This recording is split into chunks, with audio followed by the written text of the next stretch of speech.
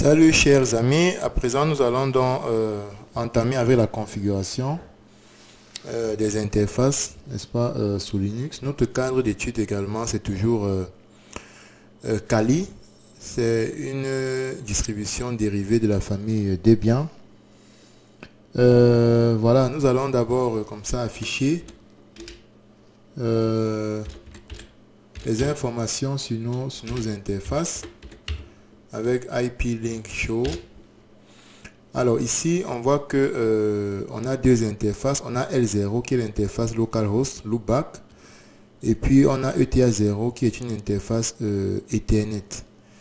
Bon, on peut également utiliser la commande nmcli device. On voit ici effectivement que nous avons deux interfaces loopback et puis Ethernet.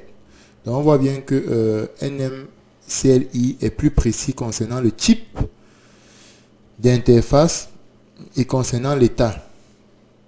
Ok. Et concernant également le device. Voilà. Donc nous avons par exemple l'état de l'interface ETA0 qui est connected. Ok. Et puis on a la connexion, le libellé de la connexion. Alors c'est important que nous fassions un peu un rappel sur le nommage, sur la nomenclature des interfaces. Dans les anciennes distributions ou architectures portaient le nom de ETH. Vous voyez là par exemple ETH0, ETH1, ok, ETH2, etc. Donc là, lorsqu'on avait ça, obligatoirement, on comprenait que c'était les interfaces Ethernet. Ok. Selon l'ordre dans lequel le noyau avait identifié les interfaces, il allouait donc des numéros, numéro 0, numéro 1, numéro 2, etc. C'est le noyau du système qui le fait. Bon, mais maintenant, il se posait donc un problème ici. Pourquoi? Parce que après le redémarrage du système, on pouvait avoir une permutation de ces interfaces. Ok, c'est-à-dire que ETH1 pouvait devenir ETH0, ce qui pouvait créer une certaine confusion.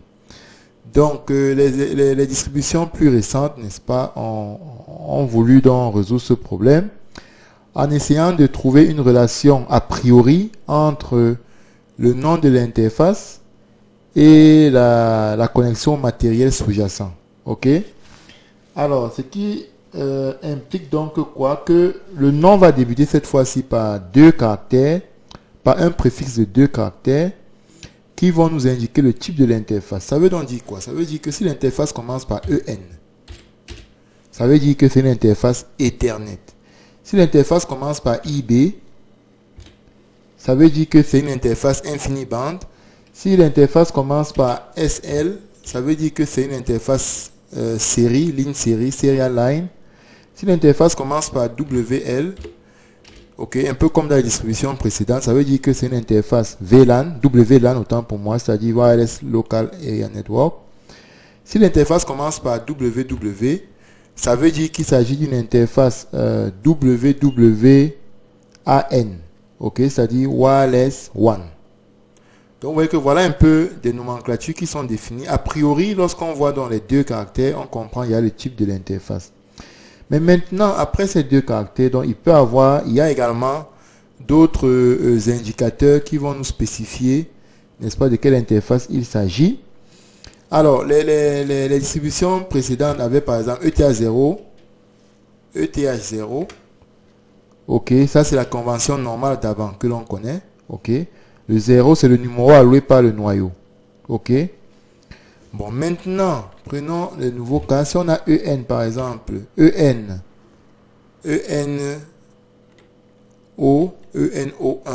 par exemple, si on suppose que votre interface est ONO1, après EN veut dire que c'est une interface Ethernet, mais maintenant le O1 veut dire que c'est un numéro qui a été fourni par le BIOS. Nous sommes d'accord pour identifier l'interface.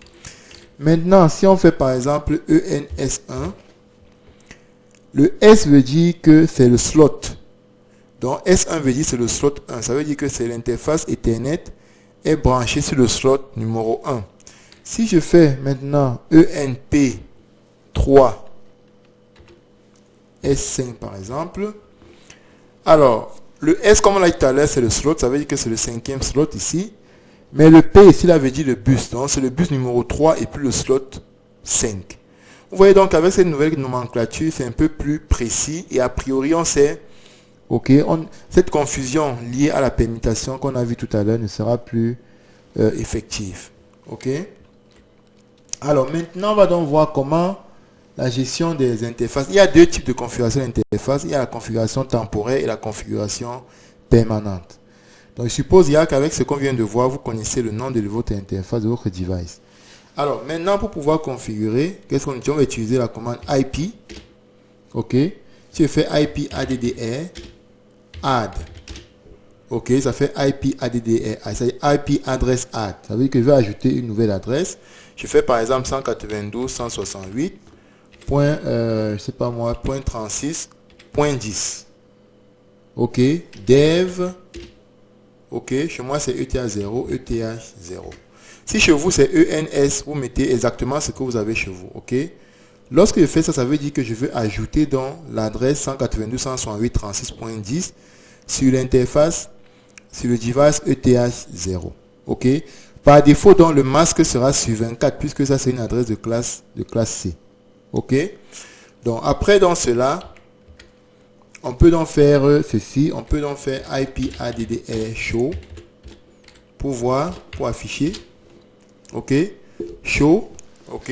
Lorsque j'affiche, donc je vois également, je vois donc chez moi qu'il y a quoi? Qu'il y a voilà l'adresse loopback qui est la 127.0.0.1 sur 8 parce que c'est la classe. C'est une classe A. Ok.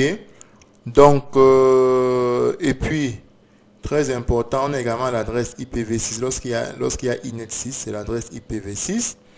Maintenant on a dans l'interface ETH 0. Ok. Nous voyons dans son adresse MAC. Et on voit l'état state up. Ça veut dire que c'est activé. Et on voit dans son adresse broadcast, son broadcast. Et puis on voit son adresse IP V4. Et on voit bien que c'est sur 24. Ça veut dire que le masque c'est 255.155.155.0. Vous voyez. Alors maintenant, on peut également retrancher. On peut enlever une adresse comme j'ai fait tout à l'heure. C'est-à-dire IP addr, mais cette fois-ci je fais delete.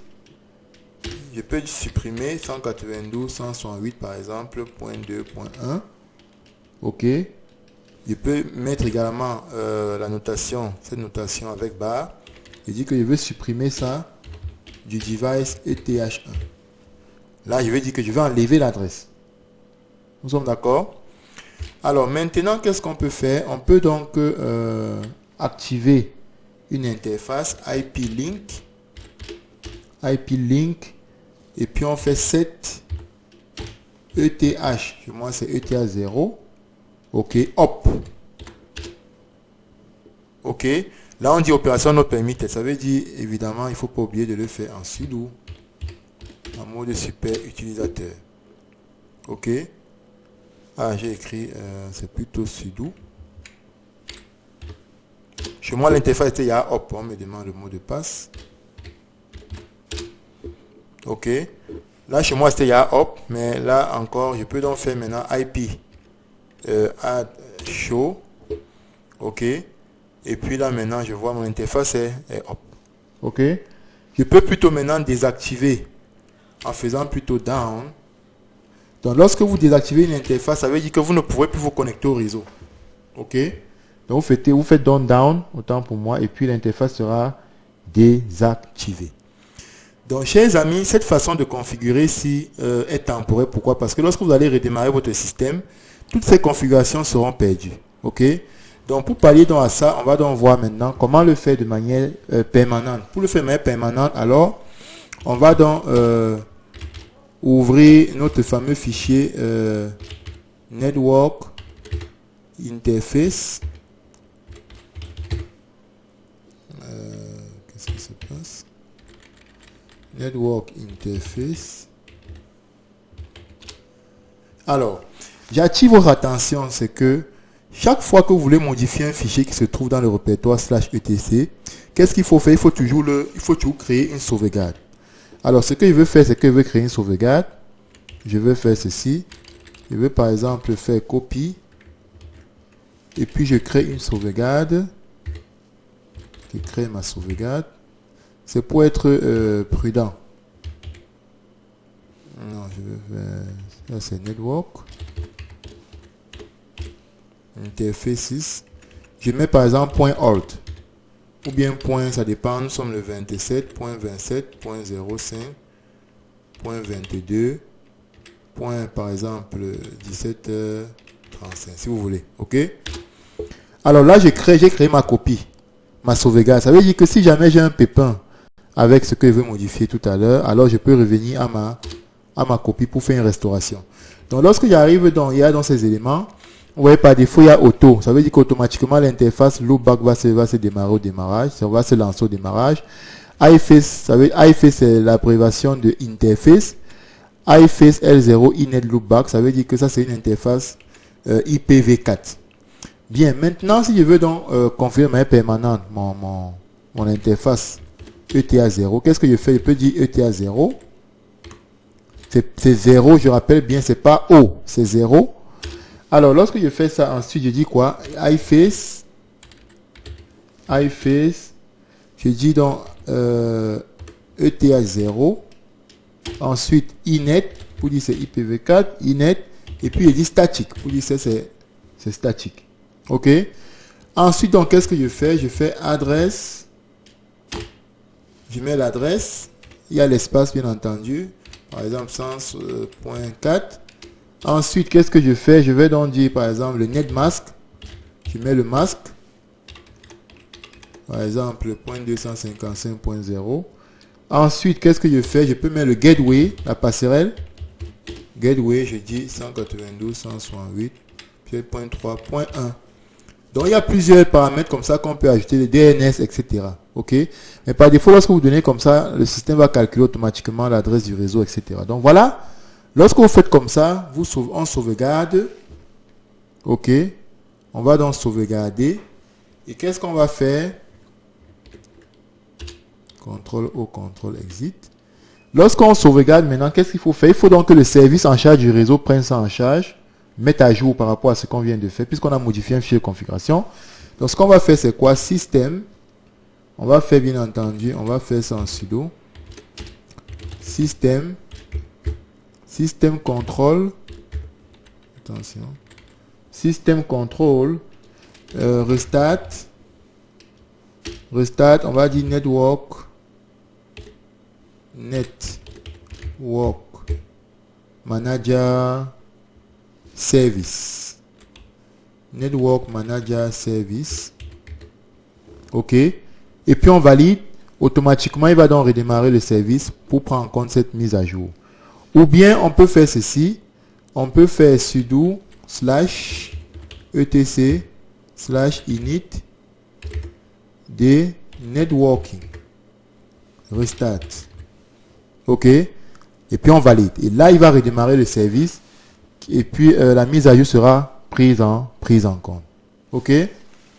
Donc, je vais donc revenir à mon ancienne configuration. Comme je vous avais dit, comme j'ai créé une copie, je vais donc faire maintenant copie plutôt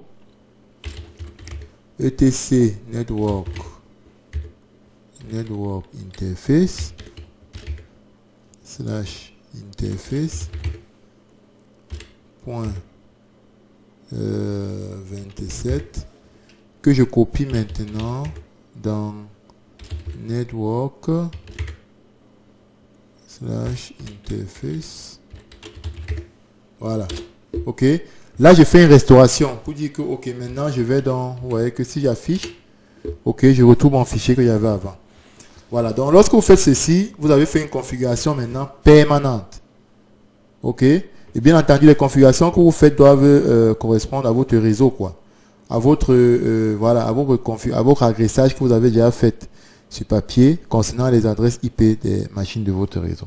Donc, voilà un peu, n'est-ce pas, les configurations des interfaces, chers amis. J'espère que j'ai été bien précis. OK. Donc, voilà, vous pouvez donc le faire maintenant chez vous très calmement et tout. Mais cela suppose donc que vous avez, si vous n'avez pas d'équipement physique pour simuler un réseau, vous pouvez donc le faire sur VirtualBox. OK, vous installez au moins deux systèmes et puis vous pouvez tester cela. Donc voilà, chers amis, à nous revoir dans l'une des prochaines vidéos encore très passionnantes. J'espère que vous avez aimé. Vous pouvez liker, vous pouvez vous abonner à ma chaîne. Vous pouvez transmettre également ces informations à vos amis, à vos réseautages. Et j'attends les commentaires s'il y en a. À nous revoir très bientôt. Merci.